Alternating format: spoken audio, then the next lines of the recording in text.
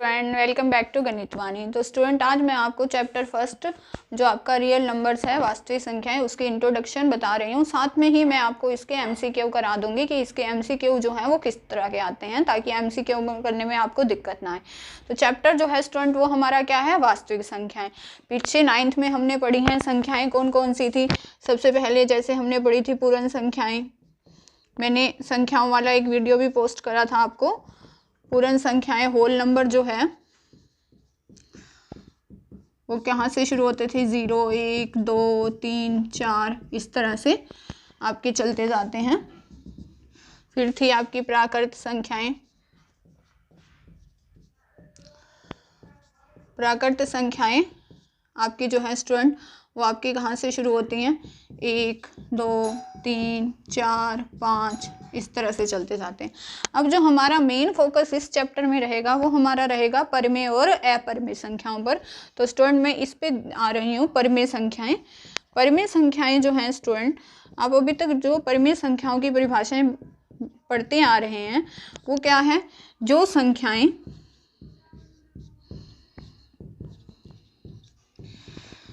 P बटा Q के रूप में लिखी जा सकें।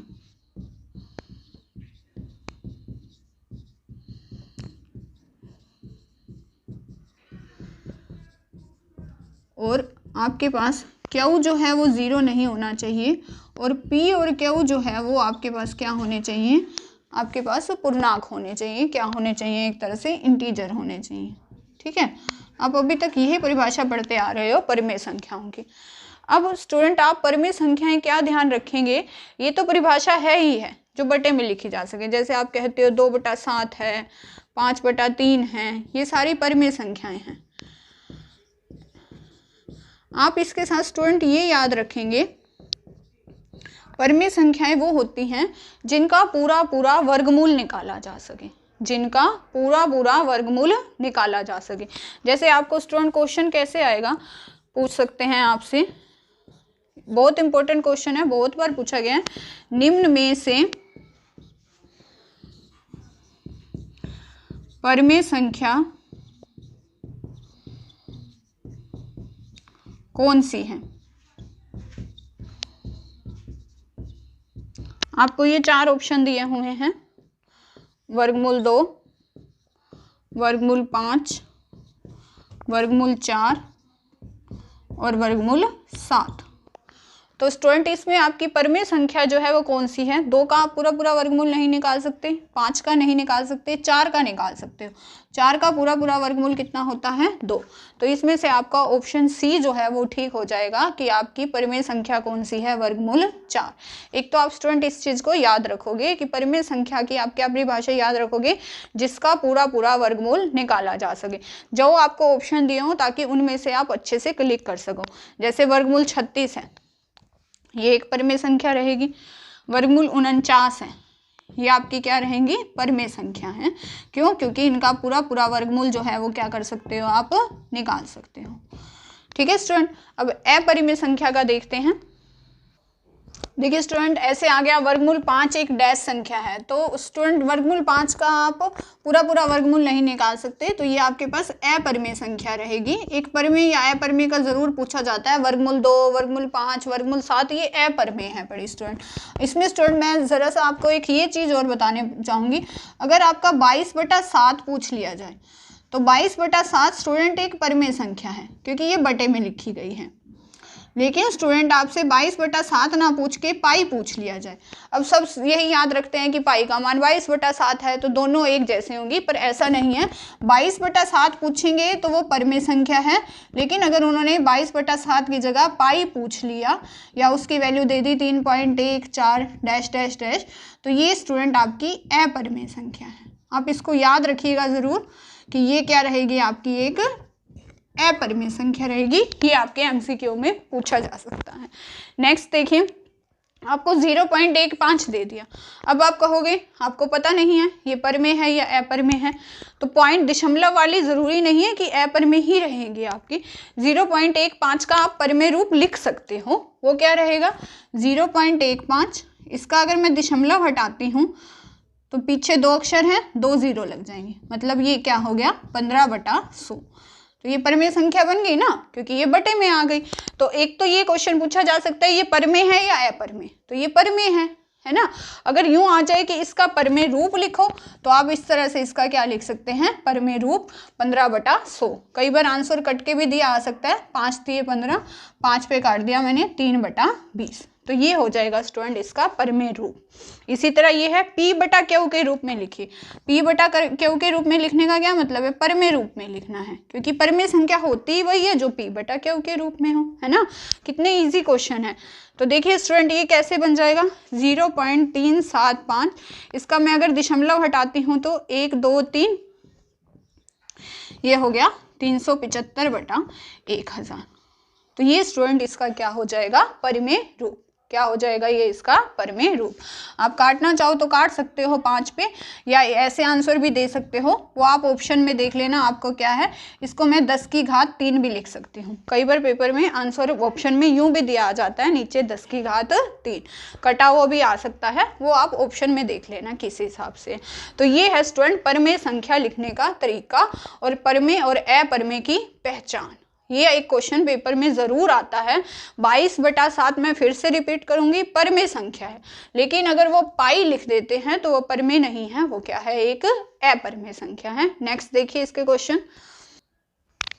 स्टूडेंट देखिए जैसे ये आ गया, एक परमेय संख्या और एक परमेय संख्या का योग किसके बराबर होता है। तो स्टूडेंट परमेय और अपरमेय का योग, जैसे मान लीजिए मैंने कोई भी संख्या लिखी 1/7 प्लस कोई भी मैं अपरमेय संख्या लिख देती हूँ वर्गमूल 2 लिख दी, तो ये उत्तर हमेशा जो है स्टूडेंट परमेय और अपरमेय का योग हमेशा क्या आएगा, एक अपरमेय संख्या आएगी। क्या आएगी स्टूडेंट, ये हमेशा एक अपरमेय संख्या आपको याद रखनी है ये। जैसे मान लीजिए यहाँ मैं वर्गमूल 2 प्लस वर्गमूल 36 लिख दूँ, है ना, तो इसका आंसर हमेशा क्या रहेगा, परमेय और अपरमेय का योग हमेशा क्या रहेगा, एक अपरमेय संख्या। 3 क्रमागत पूर्णांकों का गुणनफल किससे विभाज्य है। तो देखिए जैसे मैंने 3 पूर्णांकों गुणनफल ले लिए 1 2 3, तो 1 गुना 2 गुना 3, 2 3 6, तो वो 6 से तो कम से कम भाग होंगे ही होंगे, 6 से 12 से इस तरह, तो 6 से कम विभाज्य होंगे, तो वो किस पे जाएंगे, 6 से तो भाग होंगे ही होंगे। किसी पूर्णांक m के लिए प्रत्येक सम पूर्णांक का क्या रूप है। सम क्या होते हैं स्टूडेंट, जो 2 से पूरी गुना हो जाए, तो इसमें जो 2 से पूरी गुना हो रहे हैं वो क्या है, 2m। कोई भी पूर्णांक हो सकता है, ये हमेशा एक सम संख्या रहेगी। m का मान कुछ भी ले लीजिए, 1 लिया तो ये 2 आएगा, 2 लेंगे तो 2 दूनी 4 हो जाएगा, तो सम पूर्णांक का रूप होगा 2m। अगर वो विषम का पूछ लेते, ये विषम है, क्योंकि सम में 1 जुड़ते ही वो क्या बन जाएगा, विषम पूर्णांक। 2m + 1 जो है रहेगा वो क्या रहेगा, विषम पूर्णांक। अगर वो विषम पूर्णांक पूछ लेते तो ये हो जाता 2m + 1। तो ये आपको ध्यान रखना है, सम पूर्णांक का रूप क्या है 2m और विषम पूर्णांक का रूप क्या रहेगा 2m + 1। अब मैं स्टूडेंट आपको इंट्रोडक्शन दूंगी HCF और LCM की। तो स्टूडेंट अब हम निकालना सीखते हैं पहले HCF। HCF क्या होता है student, highest common multiple. Common का मतलब साझा, जो दी हुई संख्याएं हैं उनके बीच में जो सबसे बड़ी कॉमन संख्या होगी, हाईएस्ट का मतलब सबसे बड़ी, जो सबसे बड़ी कॉमन संख्या होगी वो क्या कहलाएगा, HCF। कोई भी एग्जांपल ले लीजिए, जैसे मेरे को निकालना है 8 9 और 25 का HCF बताइए। पेपर में कुछ भी क्वेश्चन आ सकता है, तो पहले मैं 8 के जोड़े बनाऊंगी। अभाज्य गुणनखंड बनाने हैं आपको, ये आपको याद रखनी है। आपको क्या बनाने हैं, अभाज्य गुणनखंड। अभाज्य संख्या आपको पता ही है, अभाज्य संख्या वो होती हैं जो खुद से और 1 से विभाजित होती हैं। इसीलिए मैं आपको बार बार कह रही हूँ नंबर सिस्टम वाला वीडियो ज़रूर देखिए मेरा, आपको सारी संख्याओं की जानकारी हो जाएगी। इसके साथ मैं उसका लिंक भी शेयर कर दूँगी। अभाज्य संख्याएँ कहाँ से शुरू होती हैं, 2 से, 3 से, 5 से, 7, 11, 13, 17, इस तरह से, है ना। तो 2 पे काटेंगे, 2 चौके 8, 2 दूनी 4, 2 एकम 2। फिर हम किसका करेंगे, 9 का, 3 × 9, 3 एकम 3। फिर हम किसका लेंगे, 25 का, 25 25, 5 एकम 5। HCF स्टूडेंट कभी भी 0 नहीं हो सकता, एक तो कम से कम होगा, क्योंकि कोई भी संख्या हो उनमें एक तो कॉमन फैक्टर रहेगा ही रहेगा। तो 8 के जो अगर पेपर में यूँ आ जाए अभाज्य गुणनखंड बनाओ, तो 8 के अभाज्य गुणनखंड हो गए 2 गुना 2 गुना 2 गुना 1 लिख लीजिए। 9 के क्या हो गए 3 गुना 3 गुना 1। 25 के क्या हो गए 5 गुना 5 गुना 1, है ना। अब आप कहेंगे इनमें कॉमन तो कुछ नहीं है, तो स्टूडेंट एक तो सभी में कॉमन रहता है, जिसमें कुछ भी ना कॉमन हो उनका HCF जो है वो हमेशा क्या रहेगा 1। तो 8, 9 और 25 का जो HCF है वो क्या होगा 1। ये 1 नंबर में भी क्वेश्चन पूछा जा सकता है, 2 नंबर में भी। 1 नंबर में होगा तो हो सकता है आपके पास 4 ऑप्शन हो, आपको सोल्व करना आता होगा तो आप जल्दी से निकाल लेंगे। 8, 9 और 25 का HCF क्या हो जाएगा 1 हो जाएगा। और देखिए एग्जाम्पल, देखिए स्टूडेंट जैसे मेरे को बनाना है 26 और 91 का HCF, है ना। तो आप पहले 26 के अभाज्य गुणनखंड बनाइए, 2 पे काटिए, 2 एकम 2, 2 तिये 6, 13 एकम 13।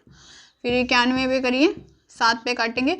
सबसे पहले आप छोटे पे काटेंगे, यूँ नहीं कि आपको पहाड़ा याद आ रहा है 13 7 91 13 पे कर दिया, वो गलत है। पहले अभाज्य गुणनखंड में आप क्या लेंगे, उसी तरह 2 लेंगे, 3 लेंगे, 5 लेंगे, 7 लेंगे, 11 लेंगे, 13 लेंगे। अगर कोई संख्या 3 पे कट रही है तो आप पहले 5 पे नहीं काटेंगे, 7 पे। 13 7 91, 13 एकम 13। तो 26 के बन गए स्टूडेंट 2 गुना 13 गुना 1। मैं 1 इसलिए लिख देती हूँ कि कईयों में कुछ भी कॉमन नहीं होता और बच्चे HCF 0 लिख के आ जाते हैं, जबकि HCF कभी भी 0 नहीं होता, 1 हमेशा रहेगा। 91 के 7 गुना 13 गुना 1, तो इन दोनों में कॉमन क्या है 13। तो स्टूडेंट हमारे पास इसका HCF कितना हो गया 13। कितना हो गया 13। ये है स्टूडेंट हमारे पास HCF निकालने का तरीका। अब मैं आपको बताती हूँ LCM कैसे निकालते हैं। देखिए स्टूडेंट, आपसे ये पूछा जाए कि नहीं 3 अभाज्य संख्याओं का HCF क्या होगा, तो अभाज्य यही बात होगी स्टूडेंट, मैंने आपको जो बताया है, जिनका आपस में कहीं भी भाग नहीं हो रहा। तो HCF कभी भी 0 नहीं होता। अगर 3 संख्याएं अभाज्य भी हैं तो उनका HCF कितना रहेगा 1। याद रखना है ये आपको, HCF कितना रहेगा 1। HCF 0 कभी भी नहीं हो सकता। अगला जो है मैं वो ले रही हूँ स्टूडेंट LCM। LCM होता है लीस्ट कॉमन मल्टीपल, ठीक है। अभी जैसे मैंने एग्जांपल HCF का लिया था उसी में ले लेती हूँ। जैसे मैं 26 और 91 का ही LCM पूछ रहे हैं मेरे से कोई, तो 26 के स्टूडेंट क्या बनाए थे हमने 13 दूनी 26, 13 एकम 13, ये भाज्य गुणनखंड थे ना। 91 को 7 पे, 13 7 91, 13 एकम 13। तो 26 के मैंने लिख दिए स्टूडेंट 2 गुना 13, 91 के लिख दिया मैंने स्टूडेंट 7 गुना 13। तो इसका HCF तो था स्टूडेंट 13। LCM क्या होता है स्टूडेंट, जो संख्याएं बाकी बच गई हैं उनको एक एक बार लिख लीजिए। क्या बच गया आपके पास 2 बच गया और 7 बच गया, और गुना में लिखिए HCF। HCF कितना आया 13। मतलब आपको ये ध्यान रखना है हमारे पास LCM क्या हो गया A गुना में B। जो संख्याएं आपके पास बच गई हैं, जो संख्याएं आपके पास बच गई हैं, मैंने तो नाम ही दे दिया है उसका, बस A गुना B। और एक बार आपको किससे गुना करनी है HCF से। एक बार आपको किससे गुना करनी है HCF से। HCF एक बार लिखना है, यूँ नहीं कि जहाँ भी 13 लिख दिया फिर 13 लिख दिया। 13 तो कॉमन आ गया, मतलब जो चीज़ कॉमन आ गई है उसको कितनी बार लिखना है एक बार, और बाकी बची संख्याओं को वैसे का वैसे लिख दीजिए। 2 सत्ते 14, 14 गुना में 13, 14 गुना में 13 कितना होगा 182। तो इसका LCM स्टूडेंट मेरे पास कितना आ गया 182। कितना आ गया 182। स्टूडेंट मैंने आपको जब संख्याएं 3 हो जाए या 4 हो जाएं उसमें LCM निकालने का एक शॉर्ट ट्रिक का वीडियो भी पोस्ट करा हुआ है, मैं इसके साथ उसका लिंक शेयर करूंगी कि संख्याएं 3 या 4 आ जाएं। अगर ये 2 नंबर में आता है तो आपको ये सोल्व करके दिखाना पड़ेगा। अगर ये 1 नंबर में आता है और आप फटाफट क्लिक करना चाहते हो तो मैं आपको शॉर्ट ट्रिक्स ऑफ LCM निकालने वाला वीडियो का लिंक शेयर करूंगी, आप उससे जल्दी से आंसर क्लिक कर सकते हो कि आपका एमसीक्यू में जो 4 ऑप्शन दिए हुए हैं वो कौन सा होगा। ठीक है स्टूडेंट, ये है एचसीएफ निकालना और ये एलसीएम निकालना। अब स्टूडेंट यहाँ से आपको एक बात तो पता चल रही होगी कि एलसीएम जो है वो हमेशा एचसीएफ से क्या होता है, बड़ा। तो ये आपको नोट करना है, इंपॉर्टेंट बात है, एलसीएम हमेशा एचसीएफ से बड़ा होता है। आपसे कभी भी रिलेशन पूछा जाए कि ये आपको 4 दिए हुए हैं, एचसीएफ बराबर है एलसीएम के, एचसीएफ बड़ा है एलसीएम के, या कोई नहीं है, तो आपको हमेशा याद रखना है एलसीएम जो है वो हमेशा बड़ा होगा किससे, एचसीएफ से। या आप इसको ऐसे लिख सकते हो, एचसीएफ जो है वो हमेशा छोटा होगा किससे, एलसीएम से। मतलब बड़े का निशान किस तरफ आएगा, एलसीएम की तरफ। एलसीएम हमेशा बड़ा रहेगा किससे, एचसीएफ से। ठीक है, अब पेपर में स्टूडेंट एक बार एक क्वेश्चन आया था, देखिए मैं लिखती हूँ। देखिए स्टूडेंट, जैसे आपको दिया है कि किसी भी संख्या में एलसीएम जो है वो ए दे रखा है और एचसीएफ जो है वो बी दे रखा है। आपको ये 4 ऑप्शन दे देते हैं, ए बड़ा है बी से, या बी बड़ा है ए से, या थर्ड ऑप्शन में दे देते हैं कि ए बराबर है बी के, या फोर्थ में दे देते हैं कोई नहीं। तो अब नाम जरूरी ही नहीं है स्टूडेंट ए भी आए, जी एच कुछ भी आ सकता है। तो हमने क्या याद रखा है कि एलसीएम जो है वो हमेशा बड़ा रहेगा किससे, एचसीएफ से। तो इस हिसाब से ए जो है स्टूडेंट हमारे पास क्या हो जाएगा, बड़ा हो जाएगा बी से। ये बहुत बार पूछे जाने वाला क्वेश्चन है, इसलिए मैंने इसको क्लिक करा है। ये हुआ स्टूडेंट हमारे पास एचसीएफ और एलसीएम का कॉन्सेप्ट। अब हम एक बार करते हैं शांत और अशांत। देखिए स्टूडेंट, अब मैं आपको बता रही हूँ शांत और अशांत के बारे में।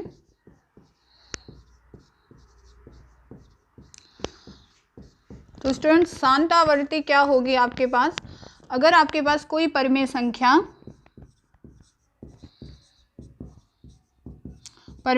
है p बटा क्यू, अगर क्यू के अभाज्य गुणनखंड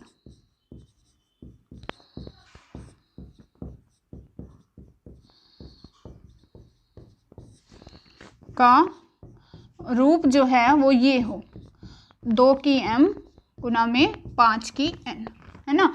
m और n कोई भी पूर्णांक हो सकते हैं आपके पास, ऋणोत्तर। तो इस तरह से क्यों के हमें हर के देखने हैं, वो किस किस के गुणनखंड हो, 2 के और 5 के। किस किस के हो, 2 के और 5 के।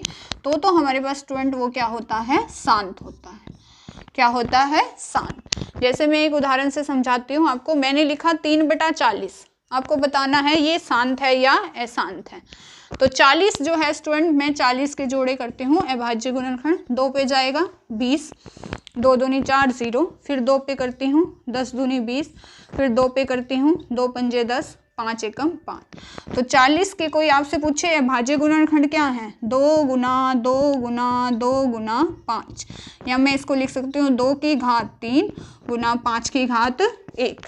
तो ये क्यों है ना। तो 40 के अभाज्य गुणनखंड 2 और किसके रूप में आ गए, 5 के, 2 के और 5 के। तो ये हमारे पास कौन सा हो जाएगा, शांत। कौन सा हो जाएगा, शांत। समझ में आया। अगर हमारे पास क्यू के जो अभाज्य गुणनखंड हैं, ये मैंने क्यू का मतलब यहाँ क्या था 40, ये p बटा क्यू की फॉर्म है ना। क्यू के अभाज्य गुणनखंड मेरे पास किस किस रूप में आ गए, किस किस के गुणनफल के रूप में आ गए, 2 और 5 के। तो इस केस में ये मेरे पास क्या हो जाएगा, शांत। अगर 2 और 5 के अलावा कुछ और आ जाए, 3 आ जाए, 7 आ जाए, तो वो क्या कहलाएंगे, अशांत। देखिए उसका एग्जाम्पल। जैसे स्टूडेंट आपसे क्वेश्चन पेपर में पूछ लिया 6/15 का दशमलव प्रसार क्या है।